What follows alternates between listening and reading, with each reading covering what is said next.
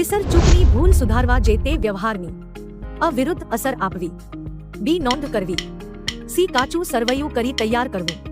D હિસાબો ફરી તૈયાર કરવા. ખરીદનો સરવાળો ઓછો ગણ્યો હોય તો તે સુધારવા. અ તફાવતની રકમ ખરીદ ખાતે ઉધાર કરવી. બી તફાવતની રકમ ખરીદી ખાતે જમા કરવી. સી તફાવતની નોંધ પાકા સરવૈયામાં કરવી. ડી તફાવત વેચાણ ખાતે ઉધાર કરવો. યંત્રની ખરીદીના રૂપિયા 5000 ખરીદ ખાતે ઉધાર્યા કયા પ્રકારની ભૂલ કહેવાય? અ વિસર ચૂક. બી સિદ્ધાંતની ભૂલ. સી પેટા નોંધના સરવાળાની ભૂલ.